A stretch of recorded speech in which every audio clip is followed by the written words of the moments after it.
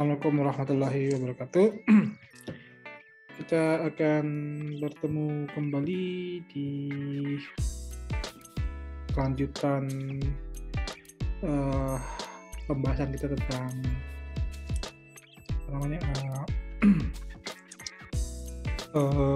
proses tracing bagian kedua, mungkin bagian terakhir. Mudah-mudahan bisa selesai sore ini. Jadi salah satu metode penelitian kualitatif yang saat ini sedang juga menarik banyak ahli adalah proses tracing. Seperti kita jelaskan pada pertemuan sebelumnya bahwa proses tracing itu mencari kausal mekanisme, ya, kausal mekanisme, bagaimana mekanisme saling mempengaruhinya itu, proses mempengaruhi itu terjadi antara hubungan antara X dan Y. Nah, orang juga sering menyebut kausal mekanisme itu sebagai intervening variable, ya, intervening variable.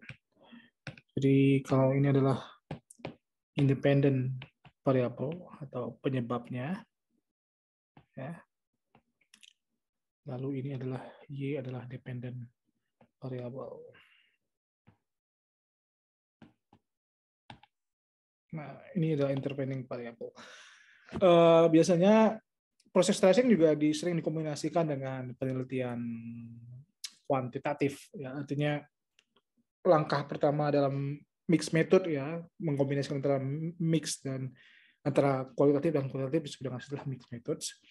Nah, bisa jadi seorang peneliti awalnya melakukan survei mencari hubungan antara X dan Y, tapi kemudian setelah ketemu misalnya dalam regresi, ya, bahwa ada signifikan X mempengaruhi Y dengan R square berapa, R kuadrat berapa, lalu berapa signifikansinya, ya, berapa beta hat 0 dan beta hat 1-nya, ya, itu istilah kuantitatif.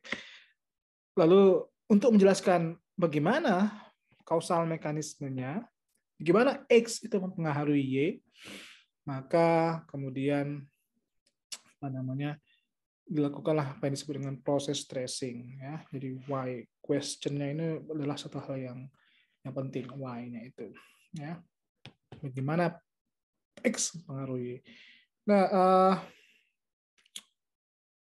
sering orang menyamakan proses tracing itu seperti kerjanya Sherlock Holmes, ya.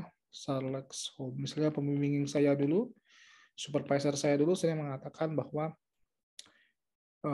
seorang detektif itu sebenarnya adalah mencari proses tracing. Dia sudah punya siapa pembunuhnya, menduga pelaku kejahatannya, siapa yang menyebabkan kejahatan misalnya. Dia kemudian punya hipotesis seperti itu, lalu dia mencari detail proses dari mana rangkaian-rangkaian itu, bagaimana mekanisme X itu bisa melakukan kejahatan terhadap Y, X membunuh lagi. Nah, proses mencari itu seperti detektif itu adalah proses tracing.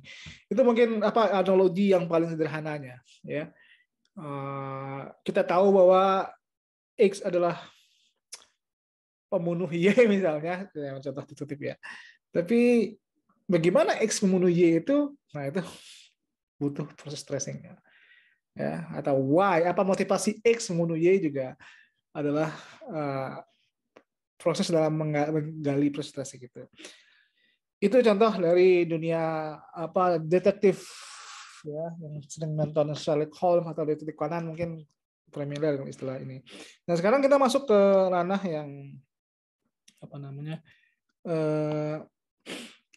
ilmu sosial dan ilmu politik, ya. X dan Y itu bagaimana pengaruhnya. Kita ambil contoh misalnya yang paling terkenal teorinya Daron Acemoglu, ya, Daron Acemoglu dan James Robinson, ya.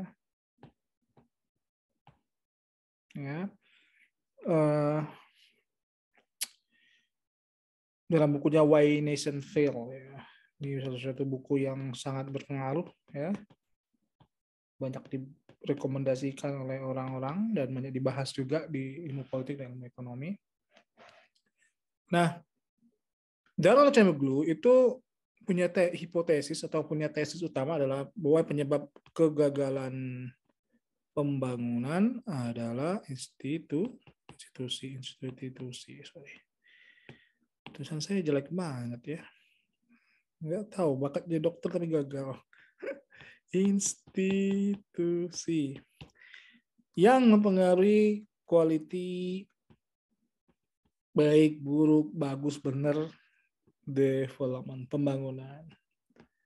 Nah, ini tesis utama dari Darul Acemoglu. Tapi bagaimana institusi itu mempengaruhi quality development, itu Darul Acemoglu nggak ngasih satu hal yang menjelaskan mekanismenya bagaimana, tapi Darul Acemoglu hanya menjelaskan dari mana asalnya institusi itu, how, ya, bagaimana institusi itu berasal. Ya, dia membagi jadi ekstraktif dan inklusif, ya. Jadi inklusif akan menghasilkan pembangunan yang baik, yang berkualitas. Ekstraktif itu yang buruk, ya. Ya, cara berpikirnya itu sangat Bayesian, ya. Bayesian itu baik buruk, bagus jelek. Bias, ya. Bayesian thinking, thinking.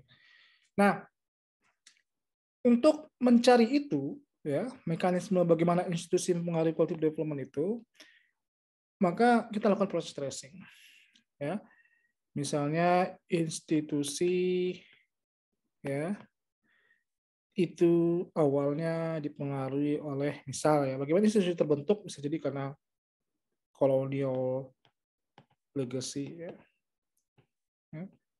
Ini colonial legacy itu mempengaruhi institusi. Nah, ini banyak sekali sebenarnya penulis-penulis yang mencoba menggali ini, termasuk Acemoglu dan Robinson, ya, colonial legacy. Tapi institusi itu kemudian menciptakan misalnya, ya,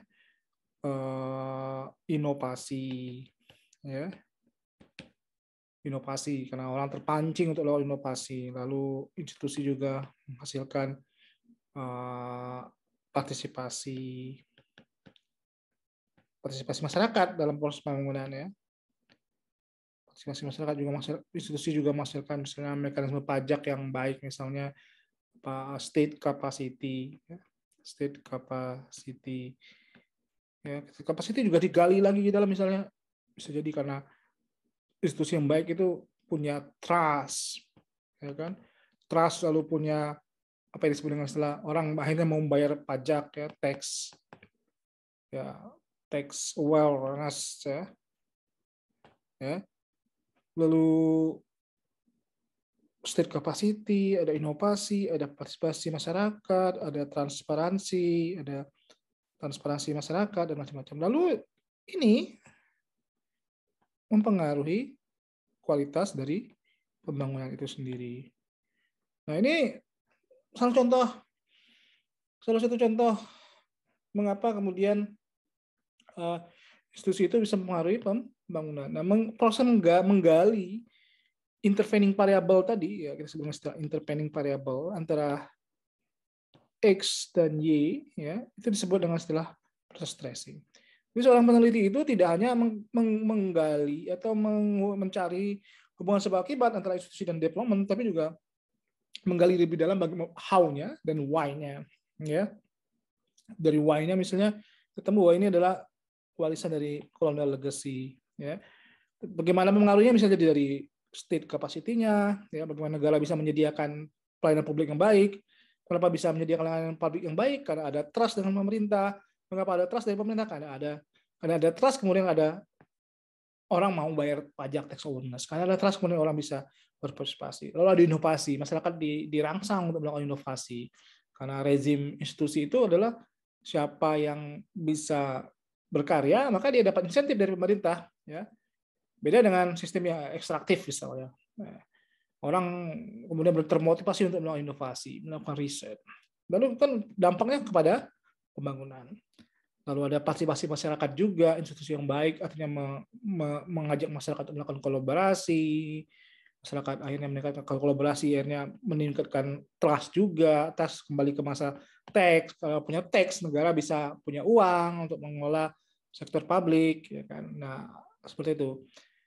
Itulah kemudian bisa menjelaskan kenapa negara yang miskin sumber daya alam misalnya bisa menjadi negara yang maju juga, ya seperti Swiss, ya. Karena mereka proses institusi yang baik itu ternyata merangsang tadi bekerjanya state capacity, inovasi, partisipasi masyarakat, dan mencari itu adalah proses tracing namanya. Dan kemudian outputnya atau Y-nya atau independent variable adalah proses pembangunan. Nah, untuk mencari bagaimana muncul institusi itu, kemudian bisa juga perlu proses tracing dan juga bisa menjadi melalui metode yang disebut istilah comparative historical analysis, ya, historical analysis, ya. Ini disebut istilah antecedents variable, ya. Variabel penyebabnya, penyebab apa sebelum muncul institusi itu. Nanti kita akan bahas lebih detail tentang ini di comparative historical analysis, ya, dalam program kualitatif. Tapi intinya institusi juga nggak asal muncul, pasti ada suatu hal, misalnya bisa jadi colonial legacy, bisa jadi unsur geografi, ya. Walaupun ini kemudian jadi polemik juga perdebatan, ya. Bisa jadi institusi muncul karena masyarakat yang lebih homogen, ya kan.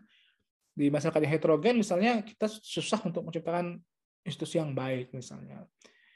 Khusus geografi juga dan macam-macam. Dan proses mencari itulah kemudian disebut istilah proses tracing. Nah, kira-kira begitulah, ya, kuliah singkat kita terhadap proses tracing dengan contoh kasus di kasusnya Acemoglu dan Development, Acemoglu dan Robinson Development. Semoga bermanfaat bagi teman-teman yang sedang melakukan research, dan juga nanti saya akan biar semangat saya mengupload videonya, silakan di subscribe, ya kan, nyalakan loncengnya, dan jangan lupa share juga bagi yang merasa tercerahkan dengan video ini. Kita jumpa lagi di video-video berikutnya. Wassalamualaikum warahmatullahi wabarakatuh.